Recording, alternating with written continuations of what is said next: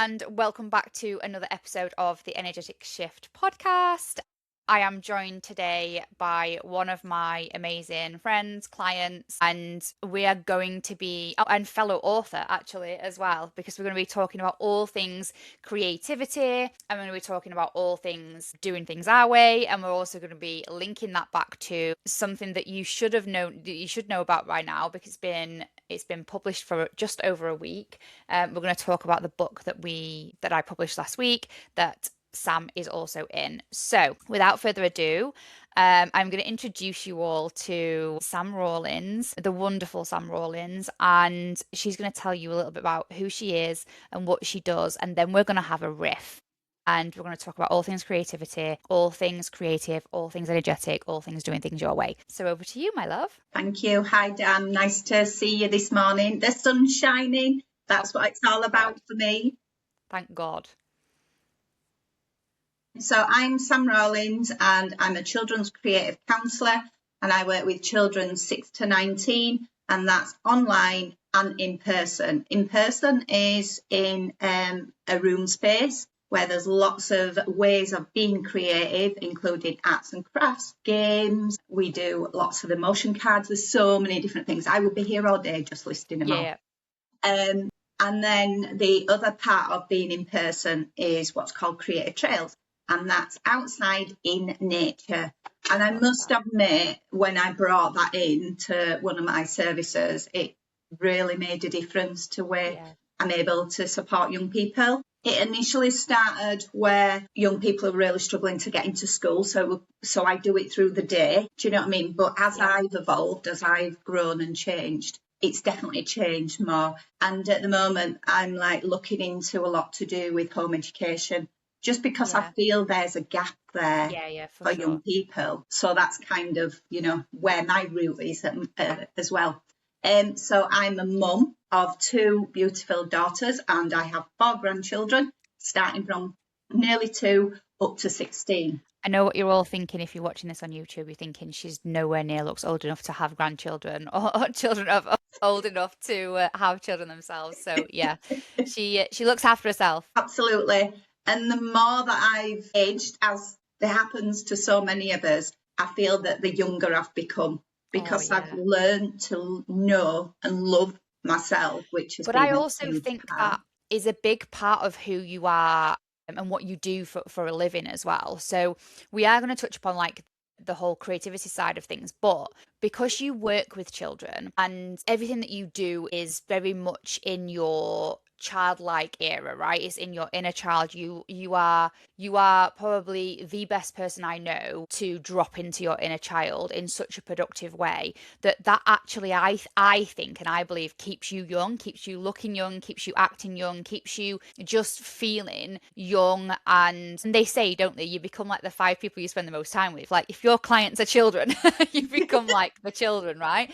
So Sam is like a female version of Benjamin Button. She just goes backwards and she ages backwards, which is great. And I 100% I put that down to what you do for a living. It's because you spend all of that time with children, and you are absolutely sink into your inner child like on a daily, don't you? So yeah, definitely. I mean, I brought a friend with me today, Sunshine Care Bear, because she has become my mascot. So she now goes with me when I go to events and things like that.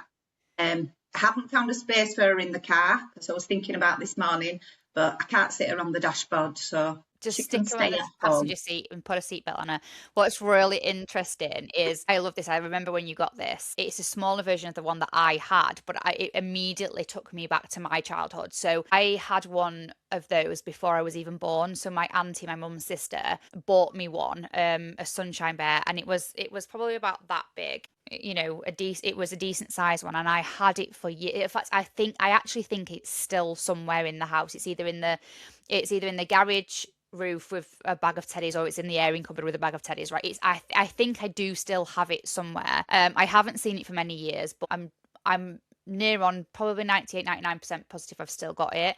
So when you got that, it immediately transported me back to my childhood, and having something like that, remembering where it came from, and I remember loving it so much. And I am absolutely a massive like sun worshipper, as in like I love the sun, I love being around the sun, I love summer, I love traveling to sunny places. It's just there's so many links to that, and obviously it's your whole brand, isn't it? The Yeah, sunshine, the yellow, everything. And yeah, obviously so attractive to the children that you do, work with, the bright and colorful and sunshiny. So yeah, I think that's such a great thing. And what I want to like, we've titled this episode I'm Not Creative, and this actually comes from both of us, actually, both myself and Sam. We just had this conversation off air beforehand.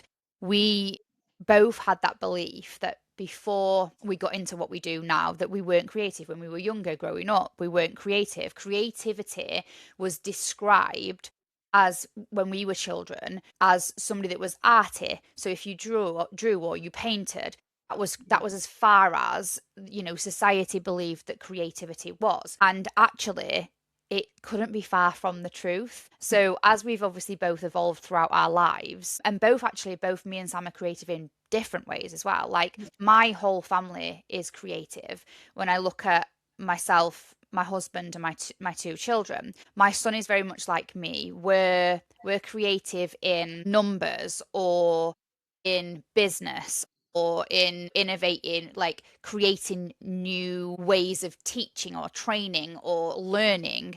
Whereas my husband and my daughter are creative in what they like with their hands, let's say. So like they would be classed as the typical, old school creative people. Like they've always got some sort of, maybe my husband's a decorator, but he does specialist stuff. So he does Venetian plastering. And so the stuff that he creates and puts on walls is artwork. And my daughter is the same, but she's in both drama and art at school. So they are like the typical, but we're all creative. And Sam, like, how would you explain your creativity? my creativity is, I'm a podcaster myself, and that's really kind of increased my confidence, but also become aware of how many different ways to be creative there is as well. There is kind of, like you said, the ways through the creative arts, which as a child I never got to be that way. So now I'm part of an amateur dramatic society close to where I live, which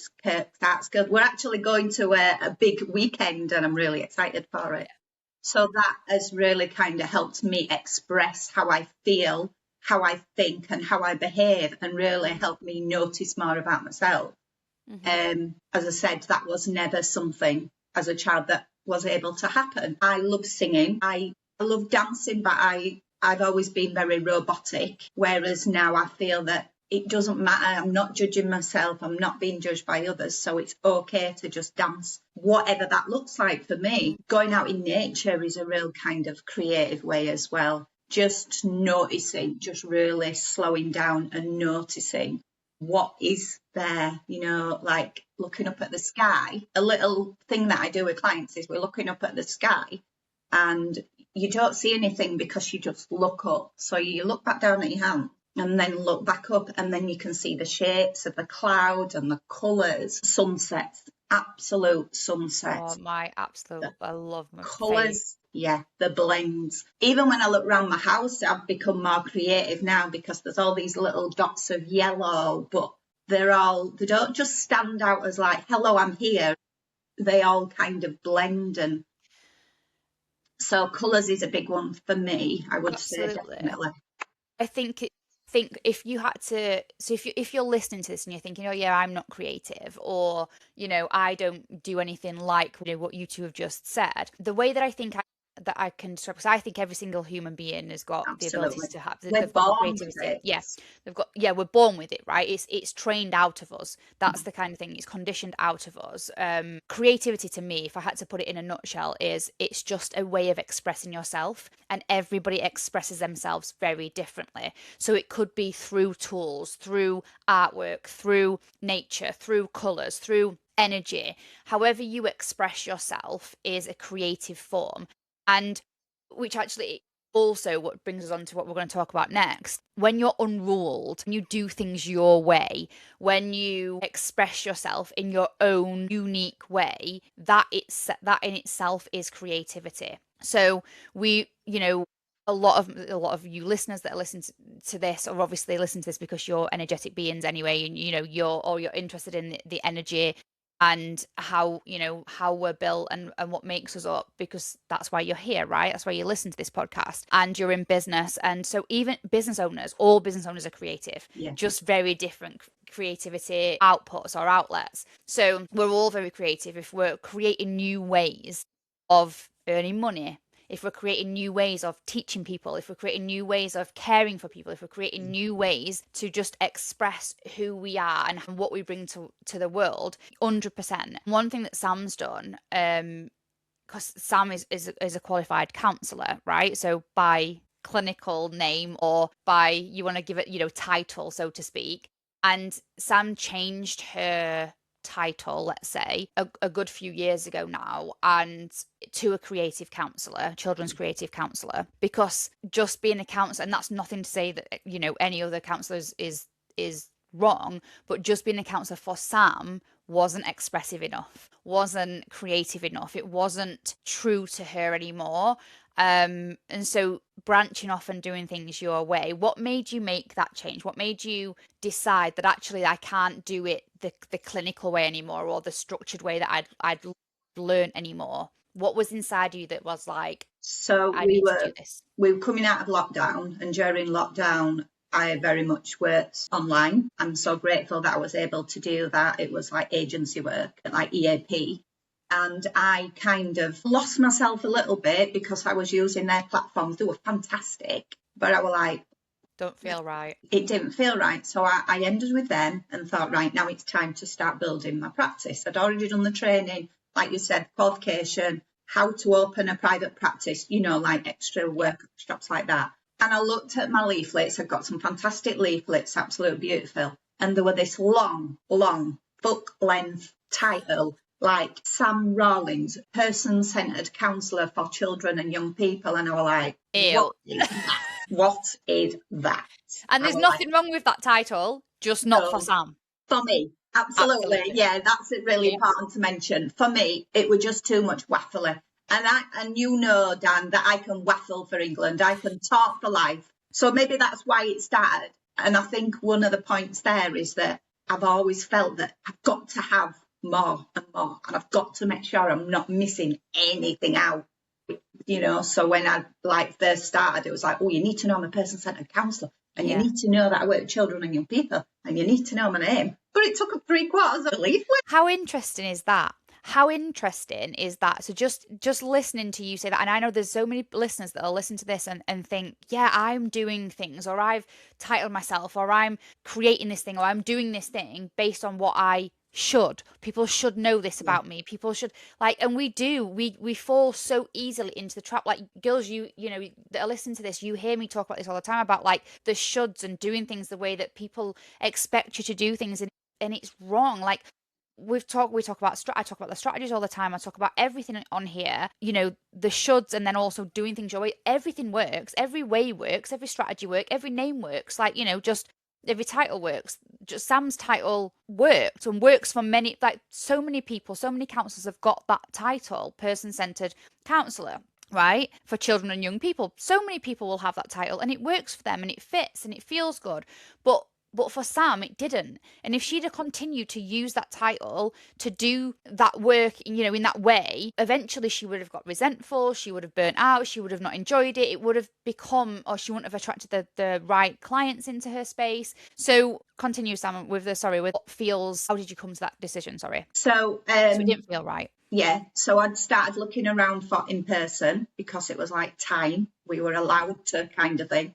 And you were free. We were we were allowed out again. Right, okay, now it's time for in person. Yeah. And I contacted a few places, and where I've just left after 4 years, and I spoke to this beautiful woman who, very much similar to myself, energy, and I didn't realise at the time, because a lot of it has been as I've come more into it. and just how she taught and about the universe and the manifesting and all that. And it was just such a beautiful Aligned. conversation and aligned. And I do feel immediate connections, and I did with this beautiful lady. And yeah, so then obviously I went to look round, saw the room. There were 3 rooms for counsellors, and the biggest room, of course, was the one. But I were being creative in my mind. Okay, so I can put this there, I can put that there, and it will work. A little bit earlier in that year, in the March, I just become a children's counsellor, a school counsellor. So, and I had nothing. I didn't think about it. I thought that they would provide everything, and they went, oh no, we can't do that because obviously with lockdown and COVID and this, that and other, so you get your own kit. Well, when we're talking about not having enough, Dan, I didn't feel I had enough. So I bought everything I could think of, everything. All my skills from working with children in nurseries come in. So I bought like loads of play stuff, like teacups and saucers and all that kind of, a big box. So you just became creative. Like it just literally became the Yeah. whole concept of your counselling Yeah. was done through the creativity. So it made sense for you after not feeling aligned with the title, after not feeling aligned with the way that you've been working. You now have this clarity of like, okay, this feels, and you were drawn that way. I mean, like how, and at that time, not having that support from the school as in like, okay, yeah, we're going to provide everything for you. At that time, I would imagine that you would have felt a bit disheartened or a bit like, oh my God, I've got to purchase this all myself, or I've got to create all this myself, I've got to find all these tools myself. But actually that's the universe's way of going, no, because look where that led you. That led you into buying the things that you did, using the tools that you use, and voila, you have Sam Rawlings, children's creative counsellor, right? Yes. Yeah.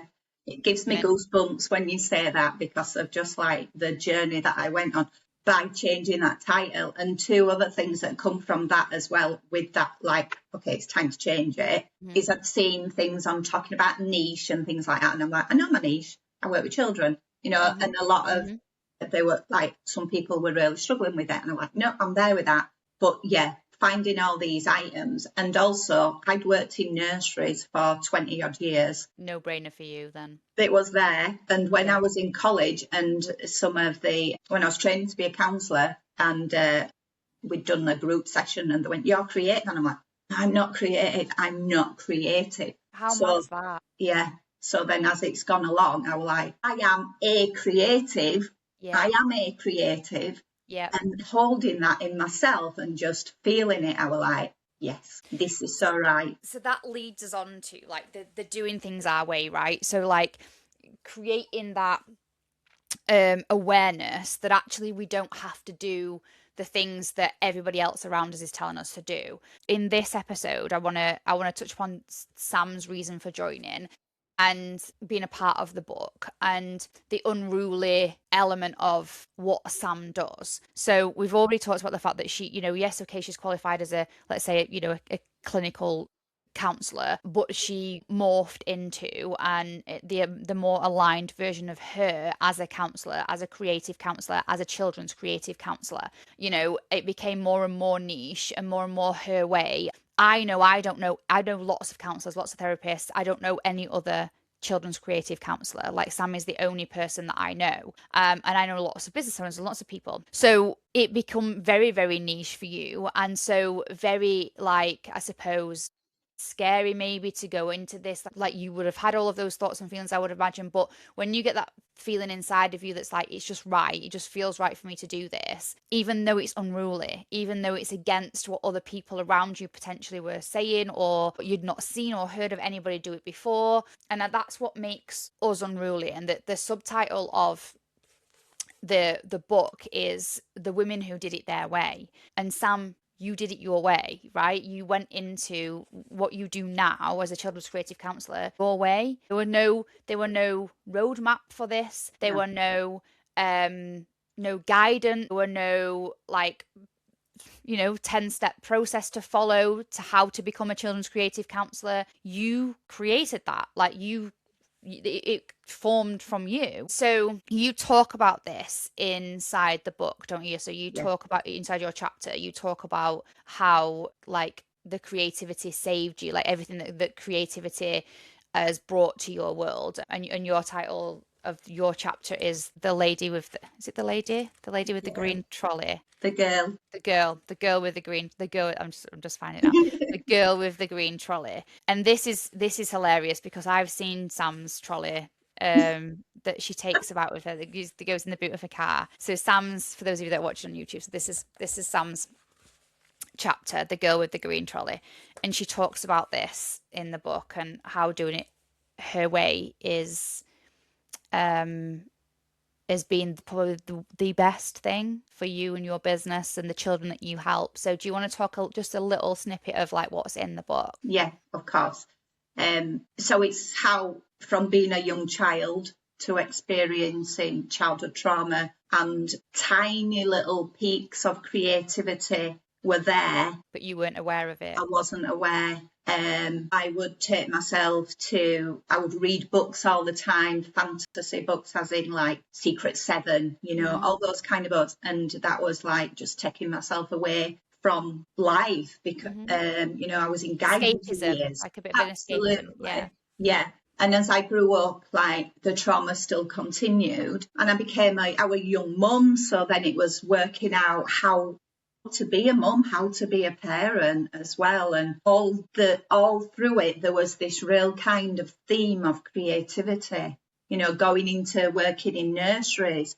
But every time I did something, there was always masses of panic and anxiety that I shouldn't be doing this. I don't deserve it. I'm not enough. That become my core belief. I'm not enough. It's not there now.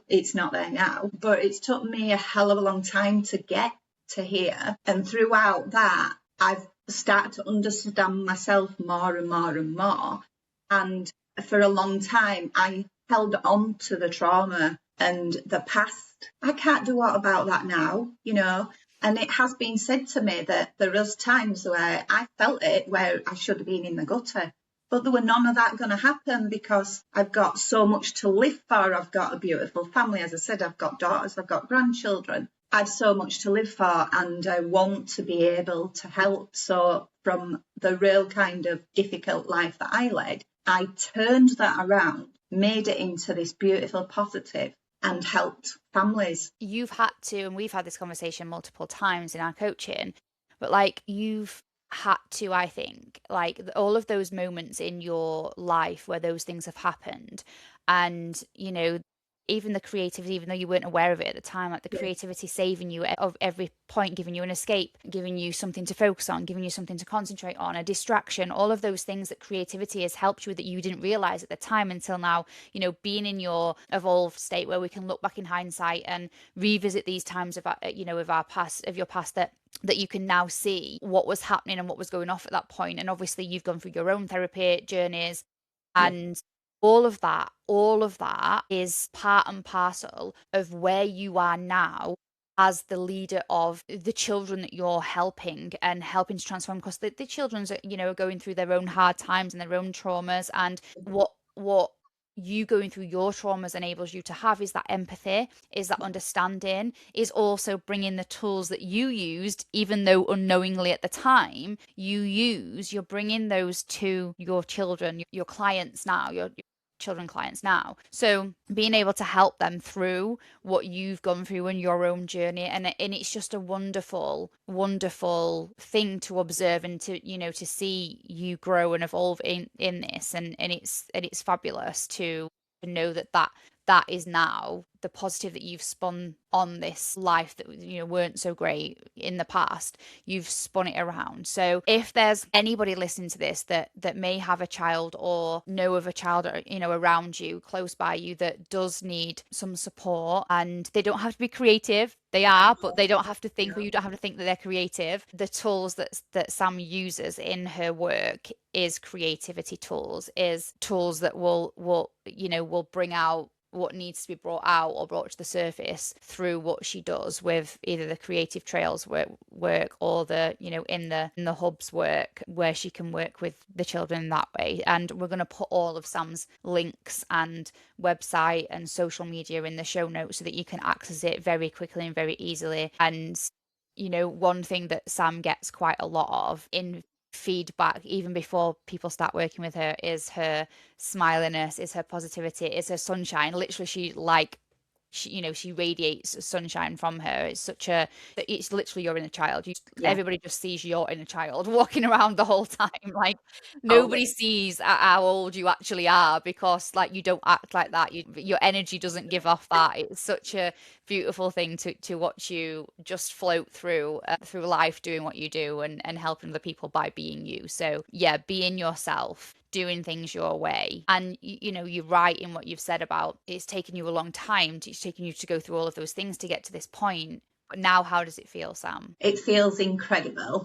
And I get so many goosebump moments, and I have so many beautiful memories of this journey as well. I'm very rarely negative either about things, because for some people, it can feel pretty overwhelming, the positive side of me. But I also know how to be me as well. I do the things to help me. But there's one big thing throughout all this, that I do believe that this was my calling. 100%. It's your purpose. Oh my God, 1,000%. And that's why it feels so easy for you to do Yeah, now. That's why, and this is the point as well. If you are listening to this and thinking, what is my purpose? It's the thing that feels the easiest for you to do.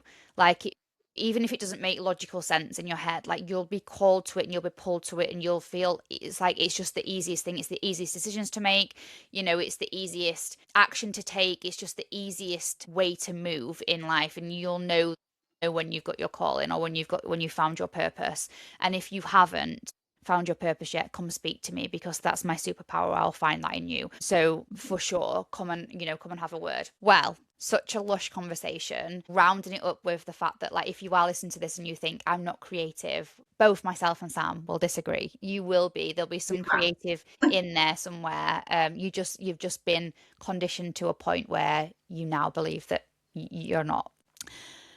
Thank you so much for being on the podcast. We're on the countdown now to the launch. The launch of the book has happened, so it was published last week on the 18th of April, 2026, and we're now on the countdown. So when you listen to this, it's the 27th of April, and our launch is on Thursday, our celebration launch. So all of the authors are coming together, exciting. and our friends and family, to support us and celebrate an amazing year of putting all of this book together. And we're going to continue to be unruly, because Yes. we are unruled, creative and unruly. So amazing. Thank you so much, my lovely. Have the most amazing time, and I will see you all on the next episode. Bye.